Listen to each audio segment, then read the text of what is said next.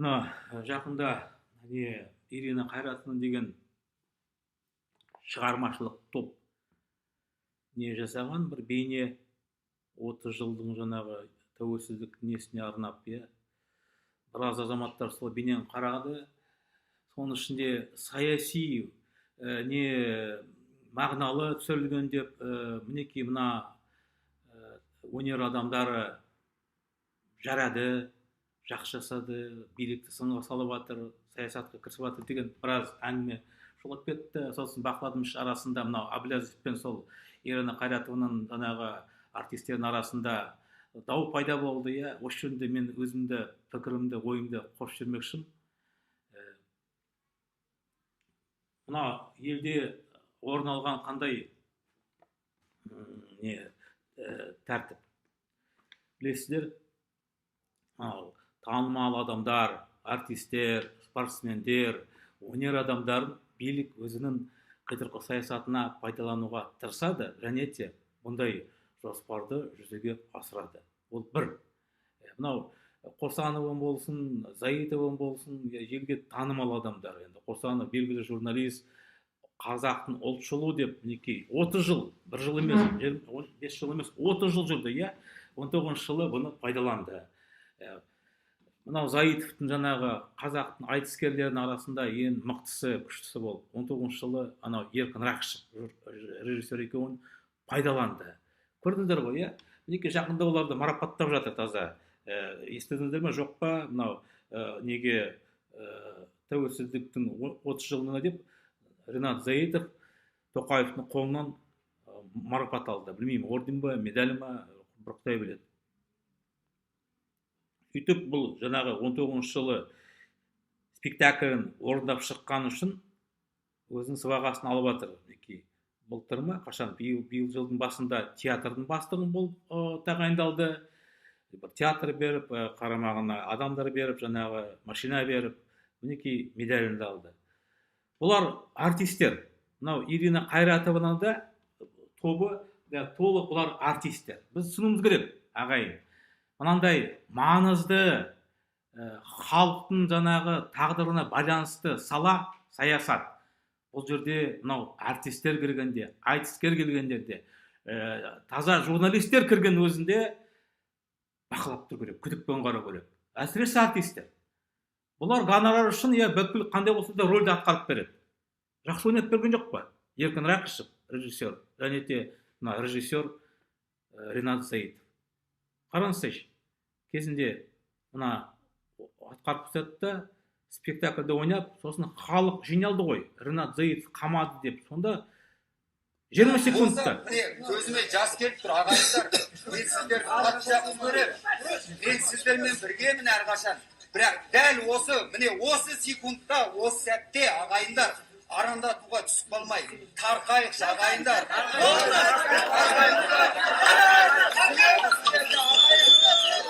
Бір минутқа жеткізбей, жиналған халықты таратып жүр. Бұлар сөйтеді. Халықты алдап сулап, өзінің жаңағына артына ергізеді да, сосын жалғы чеке сияқты мәскәматқа баратын бұраш олады секіріп. Болды. Оларға ренжуге де болмайды. Халық өзі сауатты болу керек. Халық түсіну керек. Саясат жолында Назарбаевтың сұм жүйесі осындай әрекеттер қолданады, қитұрқы саясатын, және де осындай адамдарды. Мынау Ирина Қайратовнаға керек, енді бұлар сұхбат беріп жатыр. Өздеріңіз де естіген шығарсыздар. Мен де сіздердің көңіл аударғым келеді. Мінекей бір кішкентай қысқа бейне 28 секунд. Қасым-Жомарт Кемелұлы Тоқаев маған ұнайды. Рэндімеге түскен красный курткадағы фото идеально. Вот пиар-менеджерлары өте мықты жұмыс істейді. Мен ол кісіні жақсы көремін. Неге? Өйткені ол халыққа андай өте жағымды, сондай көрінеді ғой негізі. Ана жолы француздармен французша сөйлеген, ағылшындармен ағылшынша сөйлеген. Брат, отырасында жан. Мынау артистер, Тоқаевты не үшін атты? Бір жақсы фотоға түсірген дейді, пиар-менеджерлері. Француздармен французша сөйлей алады, ағылшынмен ағылшынша сөйлеп бір лапочка дейді. Үкіметті басқаратын тұлға бұндай болу керек ағайын. Мына бала өзі де түсінбейді, бұл артистер ғой, бұлардың өздерінің көзқарастары осындай. Мына дәл енді бүкіл артистер осындай деп айта алмаймын енді, бірақ мына баланы санасы шектеулі екені көрініп тұр. Мемлекетті басқаратын тұлға қандай онда қабілеттер болу керек, оның алдында қандай жоспарлар бар, қандай көзқарас болу керек, мүлдем мұрнына иісе алмайды. Мына Ринат Зайытовты алайық, бұл деген 2019 жыл алдады да халықты сосын не істеді, шықты ғой. Қазір тауға шығамын, заңды үйренемін, онан үйренемін деп, ағайын, тауға шықпақ түгілі, мынау Лондонға бар, Лондонның ең мықты институтын түс. Болмаса Американың бір ең мықты жоғары деңгейлі жаңағы білім беретін орнына түс. Сен жеңе алмайсың. Саясаткер болып адам туады, және де өмір бойы жаңағы жоғары оқу білім алудың сыртында өмірлік тәжірибе жинайды. Сөйтіп болады. Ал барып кітап оқи салып, тауға шығып, ол деген мына Ринат Зайыптың сауатсыздығын, надандығын танытады. Бұл өзі де мойындады. Кейін сұрады ғой журналистер, не болды деп. Мен бір зат түсіндім деді, Ринат Зайыптың айтты ол. Менің саяси деңгейім анау тракторист пен мұғалімнің екі ортасында. Сондықтан мен партия аша алмаймын деді. Мына артистердің де деңгейлері сол Ринат Зайыптың ар жақ, бер жағы.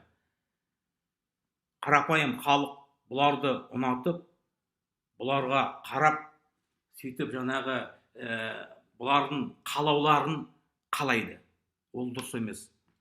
Мына артистер біріншіден қателесу мүмкін. Екіншіден бұлар жалдамалы, наемниктер. Бұларға кім ақшаны төлейді, соларды анау көкке алып шығарып тастайды. Көрдіңіздер ғой. 2019 жылы Мұхтар Шаханов көкеміз не деді? Алдында анау туфли жалағыштар мындай сондай деді да, сайлау болып жатқан науқанда келді да, екі қолын сілтеп, Қасым-Жомарт Тоқаев қазақ тілін дамытады, Қасым-Жомарт Тоқаевқа дауысыңыз берейік дейді. Бұл жерде енді білмеймін, қалтасынан бір нәрсені салып қойды ма, жаңағы жасылдардан әлде басқа сауда болды ма? Мен жақында сынға салдым, мына еліміздің зиялылары, соны Дулат Исабеков ағамыздан бастап, Сабит Досановым бар, анау басқа жазушылар, ғалымдар бар. Биліктер бұларды контрольде ұстап тұруға тырысады, және де мақсаттарына жетеді, тағы да айтарым. Мінеки жақында бір не болды ғой, Турцияда отырыс болды, естеріңізде болса. Эрдоган жинады, түрік елдердің басшыларын Турцияға жинап, одақ құрамыз деп. Мен сонда айтқаным бар, ештеңе шықпайды. Себебі, тәуелді толық Тоқаев, Өзбекстан, Қырғызстан президенттері Кремльге тәуелді. Мінеки бір жеті бұрын мына Ресейде, Хакасияда Турцияның екі журналисті тұтқынға алынды. Назгүл Кенжетай және Эмин Қарачақ. Мінеки бүгін босатып шығарып дейді. Бір жеті не деп отырды, қазір депортацияға жіберіп жатыр. Бұларға қарсы іс қозғатамыз деп қорқытты, экстремизм деп. Бұлар Турцияның жаңағы арнасын тапсырмасы бойынша түрк жаңағы республикалардың тұрмыстарын, сол жердің жаңағы Хакасия, Тува, жаңағы Якутиян аралап, солардан материал жинау керек деген. Сол материалды Турцияға жіберу керек. Енді бұл жерде Турцияның саясаты. Олар мүдделі жаңағы түрк одағын құрамыз деп, тарту керек. Қырғыздар тартамыз дейді, өзбек, қазақты, Ресейде жаңағы бір 30% ба, 40% ба түрктердің жерлері. Бірақ бұл жерде ұйықтап жатқан жоқ Ресейдің басшылары. Олар бұндай әрекетке жол бермейді. Мен бұл жөнінде материал қойғаным бар, кезінде Шойгудың сұхбатын көрсеттім. Шойгу деген жаңағы Ресейдің қорғаныс министрі. Ол айтты, түріктер бірігеді, не үшін бірігеді? Бізге қарсы бірге ме? Ол дұрыс емес деп, Мінеки, журналистерді тұтқынға алды, кіргізбейді. Қазақстан мына тұрған бетте, Тоқаев, Ынжық Тоқаев, ФСБ-ның агенті тұрған бетте, ешқашанда Турцияға қосылмайды. Міне неде жатыр. Ал бұндай жаңағы саясаттың несінің артында не тұр? Ол қимыл әрекет жаңағы арнайы қызметтерден ФСБ дейді, мысалы біздің КМБ бар, бұлмен айналысу керек екен. Мына балалар, боқмұрындар қайдан біледі? Бұлардың бәрі көзқарастары жеңіл желпі, Редми бір нәрсеге фотоға түсті, во, я лапочка деп бір нақырыстың сөзі, баланың сөзі бір, бір кішкентай жүрген бір көшеде, ауылда. Мемлекет басшысы басқа категориялармен жаңағы көзқарасы болу керек қой. Басқа мүлде. Мынау бейнені қараңыздар, Путин жақында сөйлегені бар.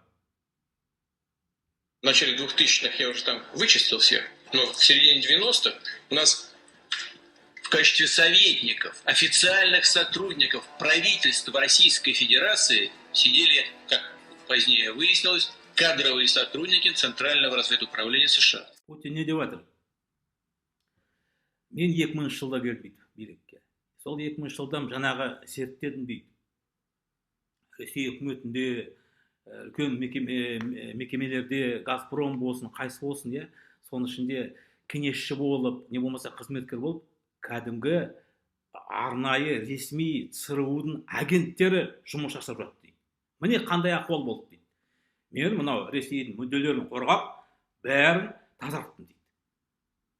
Бізге келетін болсақ, бізде 1989 жылы билікке келді Ресейдің КГБ-ның сол уақытта агенті өкілі Назарбаев. Бүгінгі күні толық өршіп жүр биттей. Мына біздің билікте парламент, сенат, ассамблея народов Казахстана, мына казачествоның басшылары, Башко басқалары. Назарбаевтың өзі Қазақстан Республика казачествоның басшысы. Тоқаев ФСБ-ның агенті, жақында Навальный оны ашкерледі. Себебі Тоқаевтың жанұя мүшелері, әйелі, балалары бәрі ФСБ агентінің программасымен жасырынып жүр. Бізде мемлекетті басқарып жатыр Тоқаев агент ФСБ. Олар, мысалы, мына қызды, қазақтың қызы ғой, Қазақстан азаматшасы, Назгүл Кенжетай. Бұны тұтқын қалғанда біреу үнін шығарды ма, біреу сөз айтты ма? Жоқ, шығармайды. Тілдерін бір жеріне тығады. Себебі бұлар ресми агенттер. Кезінде қазақ гейт деген не болды? Жанжал, конфликт. Не болдың артында? Сот болды ғой Америкада. Гиффинді сотқа тартты, $1 миллиард Назарбаевқа пара берді деп. Ол қалай ақталды? Ол ЦРУ-дан не алды, справка алды. Мен ЦРУ-ның агентімін, мен жаңағы әдей жұмыс жасадым, мына Қазақстан басшыларын вербовка жасау үшін деп. Сөйтіп, ол Американың жаңағы құқық қорғау органының қудалауынан ағартып алды өзін, ақталып шықты. Мен агентпін деп. Сол ЦРУ-ның агенті қайсысы жаңағы Путин айтып тұр. Мына ішіне кіргенде Қазақстанда олар қандай жұмыс жасайды? Өздерінің Шеврон болсын, басқа болсын, мекемелеріне, мүдделеріне жұмыс жасайды. Қай болса да мемлекеттің сыртқы істер министрлігі, мынау арнайы қызметтер мемлекеттің мүдделері үшін қызмет жасайды. Амна біздің сатқындар, саяси жәлептер бәрі, Назарбаев, Тоқаев, міне не де жатыр әңгіме.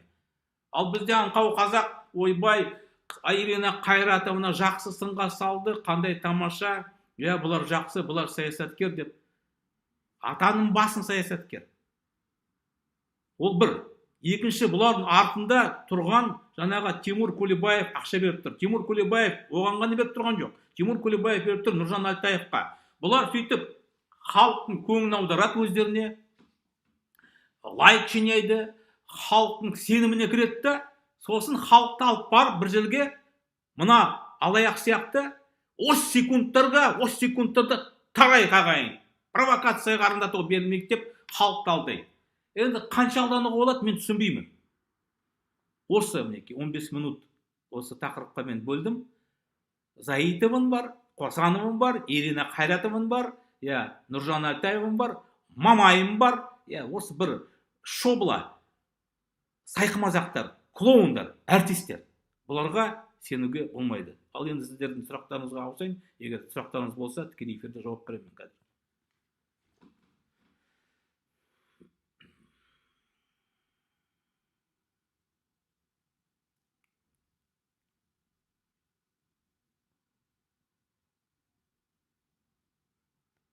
абзал неге Ирина Краtovамен бірдей дейді. Жаңа түсіндірдім неге бірдей. Артистер бұлардың жалдайды жаңағы жүйе.